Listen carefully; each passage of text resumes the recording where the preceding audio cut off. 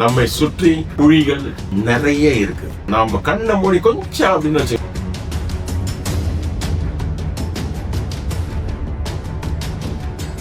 அவ்வளோ கான்பிடென்டா இருக்கிற நீ எதுக்கு எங்க கிட்ட விற்கிற? நீயே வச்சுக்கலாம் இருக்கு.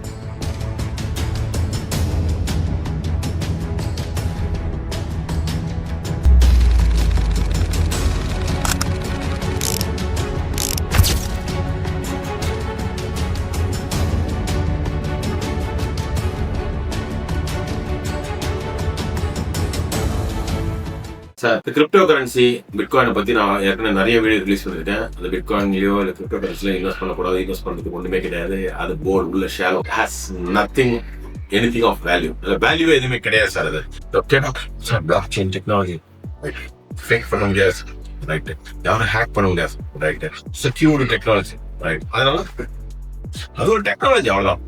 அது வந்து பாத்தீங்கன்னா அதுக்கு அப்பார்ட்மெண்ட் வைஸ் பண்ணி அதை வந்து அடுத்தது நம்ம இன்னமும் கதை இதுக்கு அப்படி பண்ணோம் சார், இதை வந்துட்டு மைண்ட் பண்ணோம் சார், இது இப்படி பேர்ன் ஆகும் சார், அப்படி பண்ணோம். அதுக்கு அதனால வேல்யூ. அதனால வந்து கிரிப்டோ கரன்சியோ இந்த பிட்காயினை வந்துட்டு இன்வெஸ்ட் பண்றது முட்டாள்தனம் சொல்ல மாட்டேன், புத்திசாலித்தனமான முடிவு இல்லை. அதனால தயவுசெய்து அதை இன்வெஸ்ட் பண்ண. ஏன்னா அது ஒண்ணுமே கிடையாது, அதை பேக் பண்றதுக்கு ஒண்ணுமே கிடையாது. ஓ, நான் இருக்கிறேன் திவாகர் அப்படிங்கிற நான், எனக்கு பின்னாடி வந்து என்னோட குடும்பம் இருக்கு, எனக்கு வீடு இருக்கு, இல்ல ஏதோ ஒன்று இருக்கு, எக்ஸட்ரா ஏதோ ஒன்று நிறைய விஷயம் இருக்கு சார். அப்ப எனக்குன்னு ஒரு வேல்யூ இருக்கு.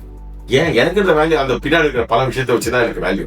நான் தனியா இருந்தா வச்சுக்கோங்க, நான் பாட்டு நடுத்தூர்ல உட்காந்துட்டு இருக்கேன், வெறும் சட்டையும் பேண்டையும் போட்டு நான் நடுத்தூர் நிக்கிறேன், என் பின்னாடி ஒண்ணுமே எனக்கு நீங்க வேல்யூ பண்ணுவீங்களா? நீங்க வேல்யூ பண்ண மாட்டேன். நான் பேங்க்கு போய் பணம் கேட்டேன், கொடுங்க, நான் யூ ஹேவ் நோ வேல்யூ சொல்லுவோம். இல்லை சார், எனக்கு அது தெரியும், அதெல்லாம் தெரியலாம், வேல்யூ கிடையாது.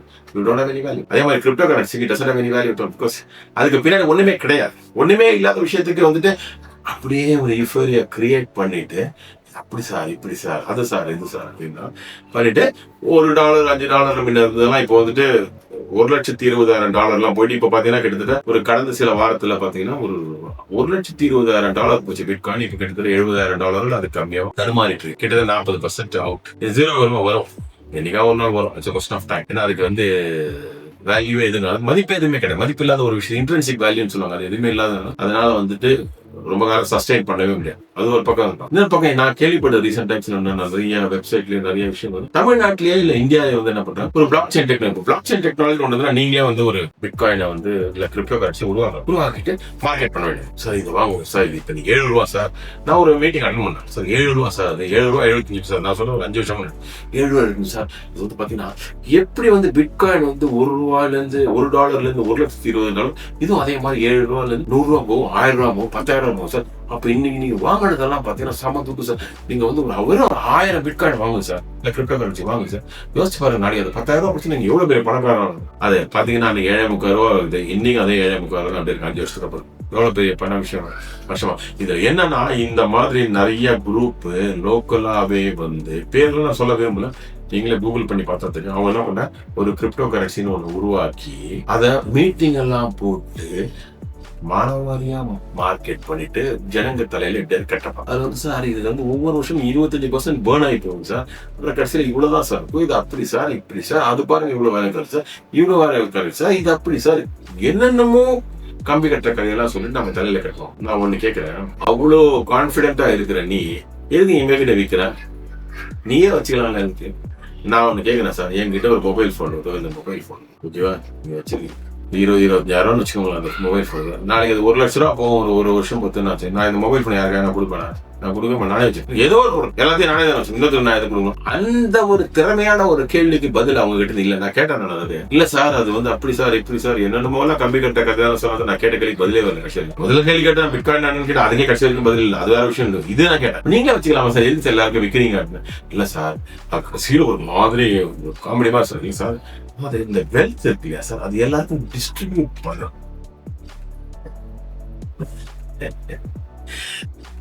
சிஸ்டனா சார், இப்படி நீங்க ஒரு மகாத்மா காந்தின்னு எனக்கு தெரியாம சார், இதுதான் உண்மை. வெல்த் வந்து அவர் டிஸ்ட்ரிபியூட் பண்றாங்க, எல்லா மக்களும் நல்லா இருக்கணும் இல்லையா சார். அந்த அந்த கிரிப்டோ கரன்சியோட பேர்லாம் நான் சொல்ல முடியும், நீங்க கூகுள் பார்த்தாலே தெரியும். அது $7,300 $8 அந்த ரேஞ்சில் அப்படியே இருக்கு 5 வருஷமா. அதுல இன்வெஸ்ட் பண்ணது எவ்வளவு பேர் நஷ்டம். சோ எதுக்கு நான் சொல்ல வரேன்னா, இந்த மாதிரி நிறைய ஃப்ராட் நடக்குது, கேர்ஃபுல்லாவே இருக்கணும். நாம கேர்ஃபுல்லாவே இருக்கணும் சார். நம்மை சுற்றி குழிகள் நிறைய இருக்கு. நம்ம கண்ணை மூடி கொஞ்சம் அப்படின்னு வச்சுக்கலாம், அந்த குழியில விழுதுல நம்ம கண்ணே எடுத்துட்டு போயிடும். ரொம்ப கேர்ஃபுல்லா. நம்ம பணம் இல்லையா, நம்மளை நம்பி ஒரு குடும்பம் குழந்தைங்களா இருக்கிறாங்க இல்லையா, நமக்கு ஒரு எதிர்காலம் இருக்கு இல்லையா, அத்தனை சீரழித்து தவறான ஒரு பண முடிவு போகும். ஒரு தவறான முடிவு எடுத்துட்டீங்கன்னா அதனால மிகப்பெரிய பிரச்சனை மாட்டீங்க. அந்த பிரச்சனையில் வெளியில வரத்துக்கு முடியவே முடியாத ஒரு சூழல் கூட நமக்கு உருவாகும். ஏன்னா சின்ன பிரச்சனை பரவாயில்ல, இவ்வளவு பெரிய பிரச்சனை தான் யோசிச்சு பாருங்க. நமக்கு வந்து 1000 ரூபாய் பிரச்சனைனா பரவாயில்ல, ஒரு 10,000 ரூபாய் பிரச்சனை இருக்கு. நம்ம கிட்ட 1000 கோடி ரூபாய் பிரச்சனை நம்ம என்ன பண்ணுவோம், வெளில வர முடியும். நமக்கு அந்த கெப்பாசிட்டி இருக்க, நம்ம ஒரு மிடில் கிளாஸ் தான், சாதாரண வாழ்க்கை. அதனால இந்த கிரிப்டோ கரன்சியோ இல்ல பிட்காயினோ இல்ல எந்த மாதிரி ஏதாவது மார்க்கெட்டிங் பண்ணிட்டு உங்ககிட்ட வந்து இது வாங்க சார், அதை வாங்க சார், தயவு செஞ்சு வாங்காதீங்க. Crypto currency bitcoin is nothing but a shallow thing. It will never ever give great returns. இல்ல என்னைக்கா ஒரு நாள் ஜீரோக்கு ரவுண்ட் ஆகும். இப்போ ஃபாரின்ல கூட பிட்காயின் கிரிப்டோ கரன்சி அப்படி இப்படி சொல்லி நிறைய பேர் வாங்கிட்டு இருக்காங்க. ஏன்னா நான் இன்னைக்கு $60,000 கொடுத்து வாங்கினேன், வேற ஏதாவது ஒரு மணி 80,000 கொடுத்து டாலர் கொடுத்தோ இல்ல $1,00,000 கொடுத்து என்னைக்கா ஒரு நாள் வாங்குவான்ற நம்பிக்கையில தான் வாங்குறாங்களே தவிர இதுக்கு இந்த வேல்யூ இருக்குன்னு சொல்லி நம்ம வாங்குவோம். இப்போ நம்ம ஒரு வீடு ஒன்று பார்க்க வரோம், ஒரு 40 லட்சம் அந்த வீடு சொல்றாங்க. அந்த 40 லட்சம் அந்த வீடு வர்த்து அப்படின்னு சொல்லிட்டு தான் நம்ம வாங்குறோமே தவிர அது இன்னொருத்தருக்கு நம்ம $60,000 நம்ம இல்லை $60,000 இல்லை $60 லட்சம் நம்ம விற்க போறோம் நம்ம சொல்லி வாங்க முடியும். நம்ம வாழ்றதுக்காக ஸோ நம்ம ஒரு வேல்யூ போடணும் இல்லையா, ஏன்னா அதோட இன்ட்ரென்சிக் வேல்யூ எவ்வளவு தெரியும், அதுக்கு பத்தி நமக்கு யூஸா இருக்குதுல. பிட்காயினை பத்தி யாருக்கு என்ன யூஸ், ஒண்ணுமே கிடையாது. அதை ஏதாவது ப்ரொடியூஸ் பண்ணதா ஒண்ணுமே கிடையாது. அதுக்கு இன்ட்ரென்சிக் வேல்யூ இருக்கா எதுவுமே, அதுக்குன்னு ஒண்ணுமே கிடையாது. ஒண்ணுமே இல்லாத விஷயத்தை எதுக்கு சார் இவ்வளவு பணம் கொடுத்துருவாங்க. அதனால என்னைக்காக தான் ஒரு நாள் ஜீரோக்கு தான் வரும். அதனால கிரிப்டோ கரன்சியோ இல்ல பிட்காயினோ தயவுசெய்து வாங்காதீர்கள் அப்படிங்கிறது தான் என்னோட ரெக்வஸ்ட். மாட்டிக்காதீங்க மாட்டிக்காதீங்க மாட்டிக்காதீங்க. ஸோ இதை பத்தி உங்களுக்கு ஒப்பீனியன் வேற ஏதாவது கிளாரிஃபிகேஷன் கமெண்ட்ஸ் கால்ல போகும், நான் வந்து கிளாரிஃபை. ஓகே, நன்றி.